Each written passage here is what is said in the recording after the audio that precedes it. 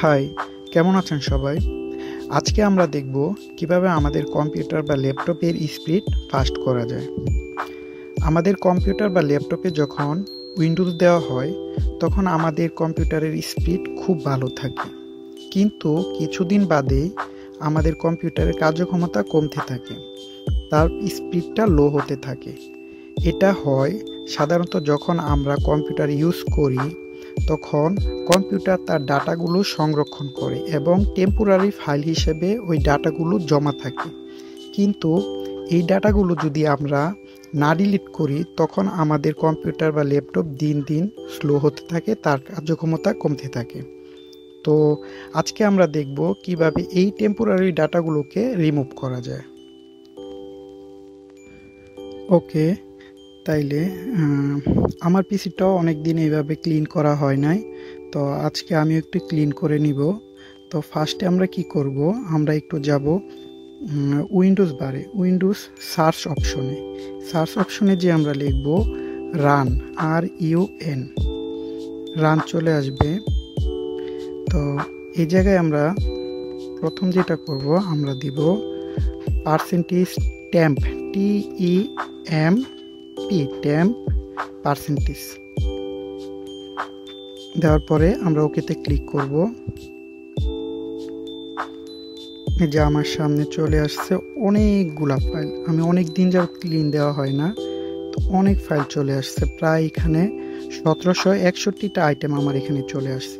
তো আমাকে এইগুলা ডিলিট করতে হবে, তো এইগুলো আমাকে সিলেক্ট করতে হবে। তো দুইভাবে সিলেক্ট করা যায়, মাউস দিয়ে আমি ড্র্যাগ করে সিলেক্ট করতে পারি, অথবা আমি শর্টকাট কি ইউজ করতে পারি, কন্ট্রোল এ দিলে আমার সবগুলা সিলেক্ট হয়ে যাবে। তখন আমি মাউসের রাইট বাটন ক্লিক করে ডিলেটে চাপবো। তো আমার যেহেতু অনেকগুলো আইটেম এই জায়গায় একটু সময় লাগবে,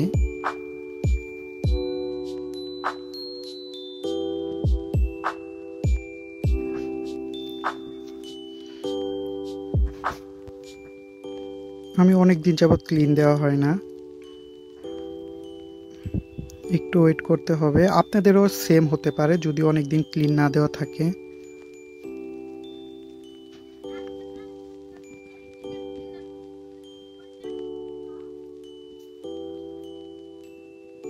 একটু সময় নেবে, এই কারণে একটু সময় বেশি লাগছে। আপনাদেরও যদি না করা হয় তাহলে একটু বেশি সময় লাগবে। তখন এরকম আসবে, তখন আমরা এটা ক্যান্সেল করে দিব, কেটে এই জায়গা থেকে কেটে দিব। তারপরে তো এবার এটা যখন আমাদের কমপ্লিট হবে তখন আমরা নেক্সটে যাব, তখন আবার সেম প্রসেস ফলো করব। আমরা আবার রানে যাব, রানে যায় এই জায়গায় আমরা লিখব রিসেন্ট, RECENT, রিসেন্ট দিয়ে আমরা ওকেতে ক্লিক করব।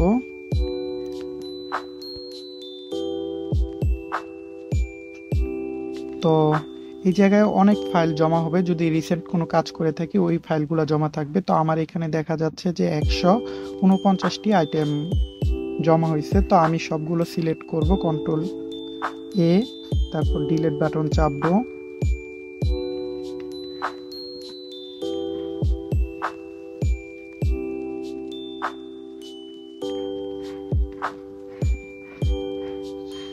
তো আমার সবগুলো আইটেম ডিলিট হয়ে গেছে। তো এটা কমপ্লিট হওয়ার পরে আমরা আবার সার্চ অপশনে যাব, আবার লিখব রান। তো এবার আমরা এখানে লিখব TREE, ওকেতে ক্লিক করব। এখান থেকে আমাদের ফাইলগুলো সব রিফ্রেশ হয়ে যাবে। তো এখানে একটু সময় নিবে, যদি অলরেডি করা থাকে তাইলে হয়তো বা অল্প সময়ে হয়ে যাবে, কিন্তু আমি যেহেতু অনেক দিন এই কাজগুলো করা হয় নাই, তো আমার পিসিটা অনেক স্লো হয়ে গেছিলো, যে কারণে আমার টিউটোরিয়ালটাও করা প্লাস আমার পিসিটাকে একটু ফাস্ট করে নেওয়া। তো এখানে একটু ওয়েট করতে হবে।